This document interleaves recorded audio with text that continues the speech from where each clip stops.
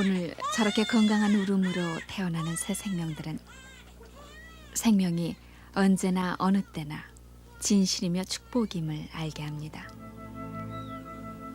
어느샌가 세근대며 잠든 아이들을 창밖에서 바라보는 부모들,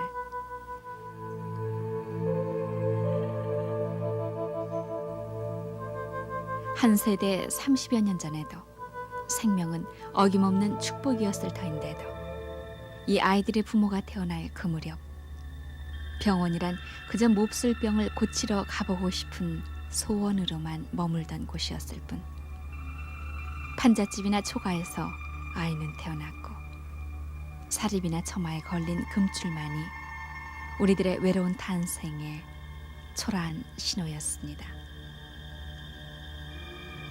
병으로 목숨을 잃는 아이들이 많아 태어나고 1, 2년은 살아봐야 호적에 오르기도 했고, 그래서 지금 더러 40, 50대들의 실제 나이와 호적 나이를 틀리게 만들었던 삶들.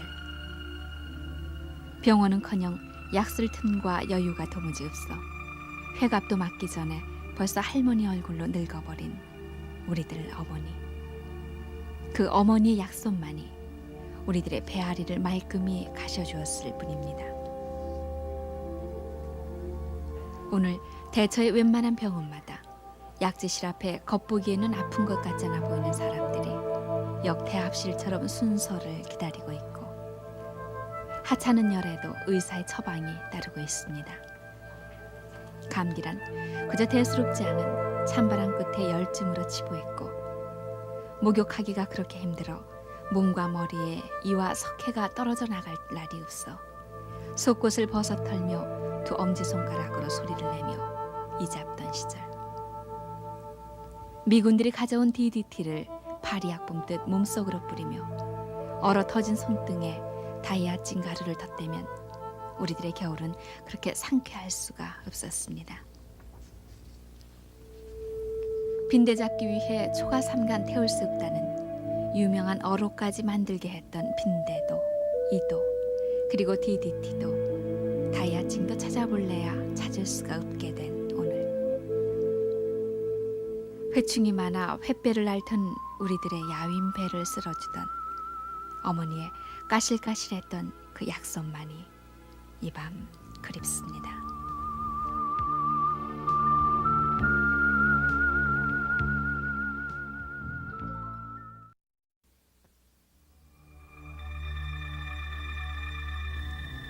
(1957년) 그에 태어난 아이들이 올해 우리 나이로 30이 됐겠지만 그 아이들이 태어난 세상은 온통 앓는 사람 투성이었습니다.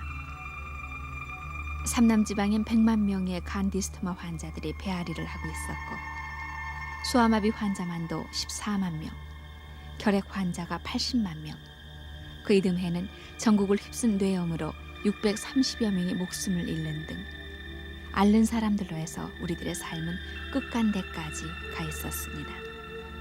거기다 전략 농간이 결식 아동이니 하는 낱말들이 우리를 핀멍들게 하더니 경상도 어느 지역에서는 1000명이 넘는 배골른 결식 아동들이 학교를 자퇴해야 했습니다.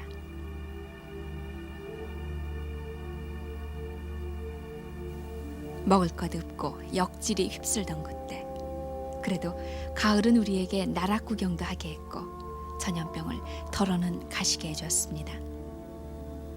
가을 들녘에서 맨발로 볕단을 나르는 아이도 발 시려운 줄 몰랐고, 남의 품맛이 볕단 일을 하지만 흰 쌀밥 얻어먹을 수 있다는 한 가닥 설렘에 황량한 가을 들판을 스치는 바람도 힘겹진 않았습니다.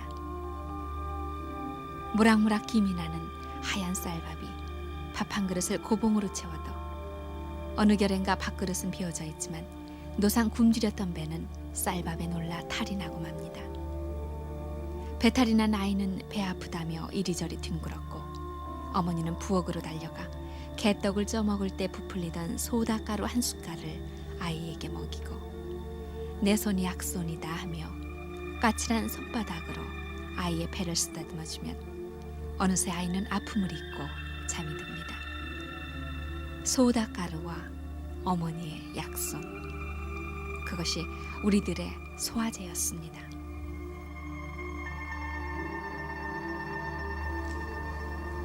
자귀 난다 또는 짜고 난다. 원래 이 말은 개나 돼지 등 동물들이 갑자기 뭘 많이 먹어 생기는 병을 일컬었지만 우리 어머니들은 없는 살림에 먹일 것도 없고 갑자기 뭘 많이 먹고 싶어 할 때 우리들더러 자귀 난다고 저어했습니다만 약이나 병원이 없을 그때 어쩌다 급체나 광난이 나면 사관을 트는 동네 노인을 찾아가곤 했었습니다. 그러나 사관침도 아이들은 마다했습니다. 그때 아이들이 바라던 것은 활명수, 그 활명수 한 병 먹었음 하는 것이었습니다. 못 사는 살림에 배 아픈 사람은 왜 그리도 많았든지 지금으로 치면 위염이나 맹장염, 장염 같은 것을 모두 배앓이로 일컫던 그때 활명수는 모든 배앓이의 약이었습니다. 아이들은 배 아파서라기보다 그 달콤한 맛에 자꾸 배가 아파 활명수를 다시 마셔봤으면 하는 바람도 있었습니다. 그러나 활명수는 사 먹기조차 쉬운 일은 아니었습니다. 그때 또 아이들을 괴롭힌 것은 종기였습니다. 목욕이라야 1년에 날받아 놓고 손가락으로 셀 정도였으니 떼국이 밀린 자리를 긁어서 부스럼이 생기다가 걸핏하면은 종기가 되곤 했습니다. 아이들뿐 아니라 어른도 머리 감는 일이 한 달에 한 번 될까 말까 해 때 저른 머리카락이 뒷목을 찔러대 종기가 된 발찌로 고생을 하곤 했습니다. 그러면 교고약이니 이명래 고약이니 해서 고름 빼는 노란 심이 박힌 시커먼 고약을 성냥불이나 아랫목에 녹여 붙이고 다녔습니다. 목화씨 기름이나 쌀겨 기름으로 만든 이 고약은 골문 데는 특효였지만 이마에라도 종기가 생기면 여자애는 시커먼 고약이 창피해 학교를 가지 않겠다고 때를 썼습니다.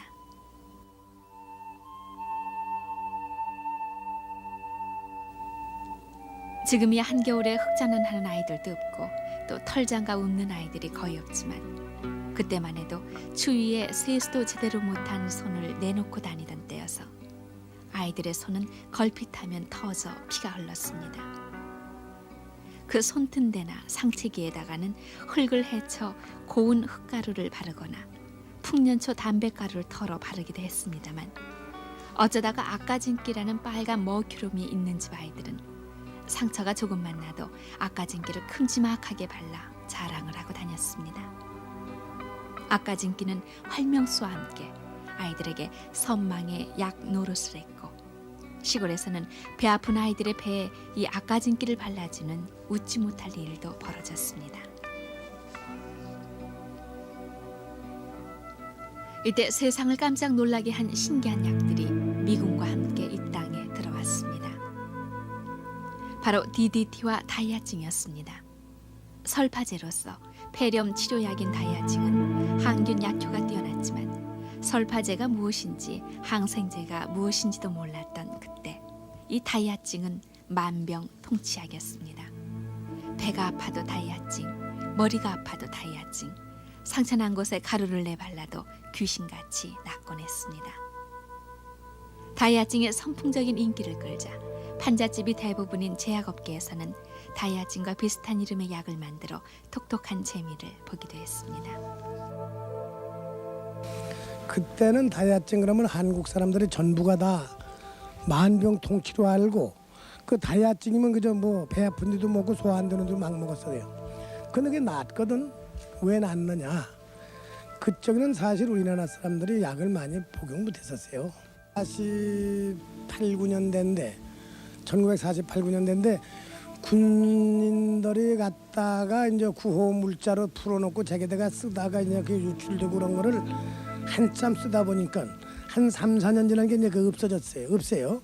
없으니까 정식으로 그 AID 자금으로다가 그 다이아솔 연고 다이아솔을 주문해서 분말을 주문해 가지고 연고를 만들어서 주부에 넣어서 그거와 똑같이 이렇게 만들어서 말이지 다이아솔 연고를 해가지고서 한참 그때 했죠. 한 4, 5년 잘 팔았죠. 그리고 그때는 다이아증 연고 그러면 뭐 유형에는 뭐 절대 다 필요한 거니까 누구든지 뭐 신사고 뭐 어린애고 할 거 없어요.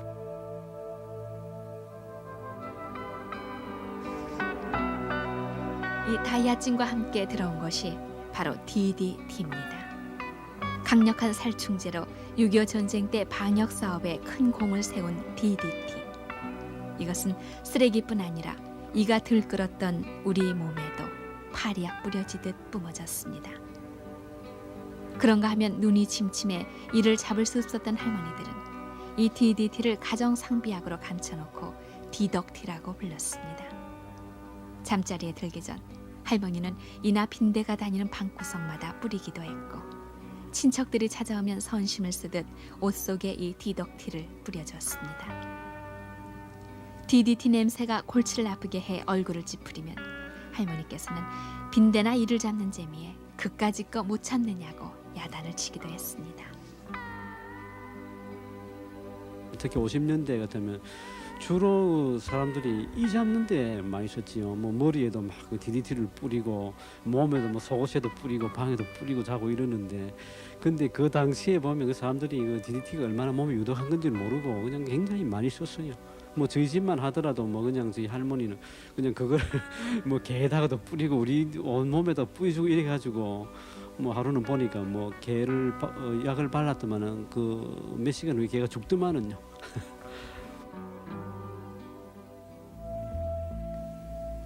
DDT와 다이아진이 만병통치약으로 성과를 올리면서 눈먼 봉사도 눈뜨게 하는 약 갖고 왔다고 떠드는 가짜 다이아진 가루, 가짜 맨스로담과 일수였지만 그래도 이런 약들이 우리들의 가정 상비약이었습니다. 그러나 이런 약으로는 매년 여름이면 찾아오는 전염병을 당해낼 도리가 없었습니다.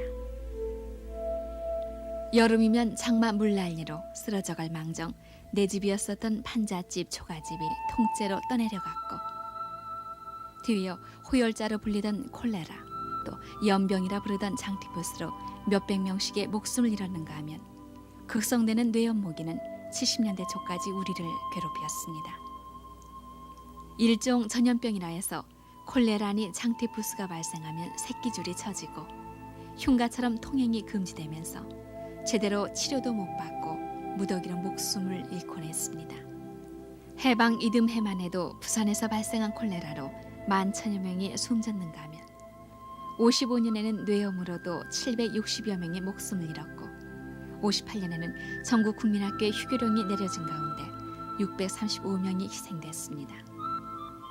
이런 콜레라나 뇌염은 60년대 들어와서도 극성을 부려 63년에는 부산에서 69년에는 군산에서 집단 콜레라 환자가 발생해 임시 휴교는 물론 집회 금지령마저 내려졌습니다.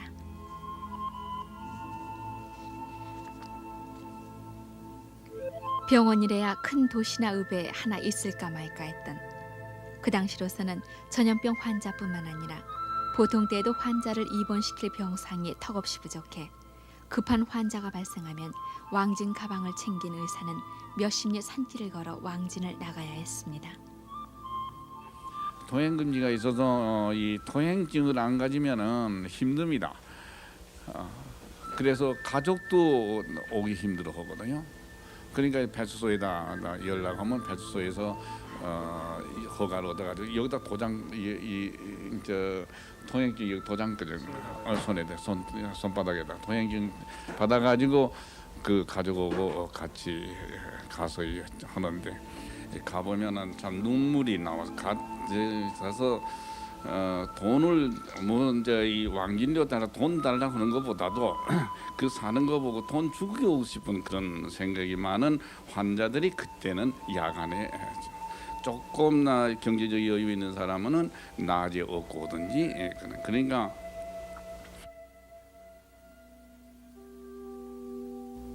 가난과 질병에 온몸이 시달리는데 무엇 기댈 것 있다고 기생충마저 우리를 가만 내버려 두지 않았습니다. 20년 전만 해도 전 국민의 90%가 기생충에 감염돼 있었고 무서운 간디스트마 환자만 해도 600만 명이 훨씬 넘었습니다. 그래서 어른들은 회충이란 을에 우리 몸에 있는 것으로 여겼고 끼니를 제대로 잊지 못한 아이들은 회충을 토해내기도 했습니다. 이렇게 멀건 침이 나고 헛구역질이 나면 어머니들은 말린 짚을 아이의 목에 감아주고 등을 두드려 주기도 했었지만 그나마 잘 먹지도 못하는 것을 기생충에게 빼앗기지 말자고 60년대부터는 대대적인 구충 운동이 전개됐습니다.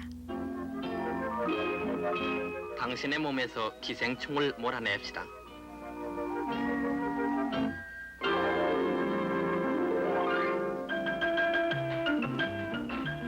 보약을 먹기 전에 구충약을 먹읍시다. 날 것은 되도록 익혀서 먹읍시다.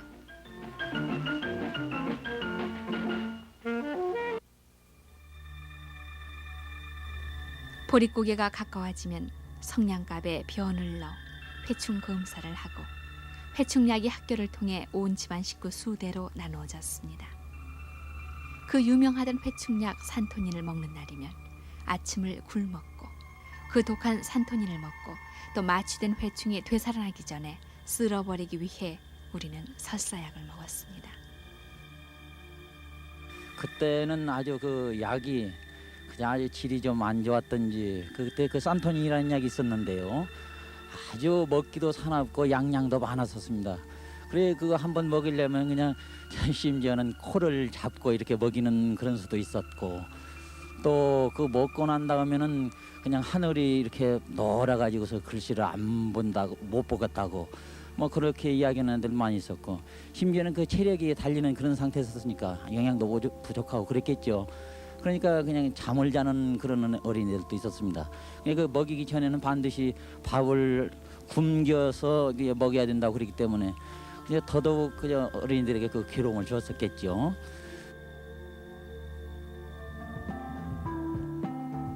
기생충을 박살내자는 뜻에서 이름마저 기생충 박멸협회로 내걸고 전개된 구충사업 추진본부는 이제 별로 할 일이 없어져 이름마저 건강관리협회로 바뀌었고 기생충 난 검사 대신 혈압을 재고 얼마나 살이 쪘나 비만도를 측정하는 오늘 전국엔 병원이 15,100개가 넘고 종합병원만 해도 183개나 되고 입원할 방이 없어 의사가 왕진했던 왕진 가방 대신 10만 개 이르는 병상이 마련돼 있습니다. 또 건강은 건강할 때 지키자며 멀쩡한 사람들이 병원에 와서 정기적으로 검진을 받고 있고 배 꺼질까 뛰지도 못했던 아이들이 이젠 성인이 돼 비만은 만병의 근원이라며 어느 약국에서 살 빼는 약이 들어왔다면 귀가 번쩍 트이고 있습니다. 이젠 전국 어디에 가도 공중보건의가 있어 평균 30분이면 의료시설을 이용할 수 있지만 불과 10년 전만 해도 열이 나며 앓고 있는 아이를 어찌할 바를 몰라 뜬 눈으로 밤을 새던 어머니들의 애처로운 밤이 있었습니다. 그 흔한 해열제 하나 없어 보리쌀을 넣은 보자기로 머리를 짚어가며 펄펄 끓는 아이를 달래야 했던 어머니들의 안타까웠던 기억. 마마 끝에 얼굴이 엉는다고 팔뚝에 큰 도장만한 우두 자국이 남아 여름철에 짧은 소매를 입지 못하던 여인들. 천연두나 뇌염이 없어지고 호열자 연병이 무슨 병인지조차 알지 못하는 오늘. 그러나 밤을 밝혀 기도하듯 우리의 아픈 배를 쓸어주던 늙은 어머니의 약손이 그리울 뿐입니다. 어머니, 그때 어머니의 약손이 그립습니다.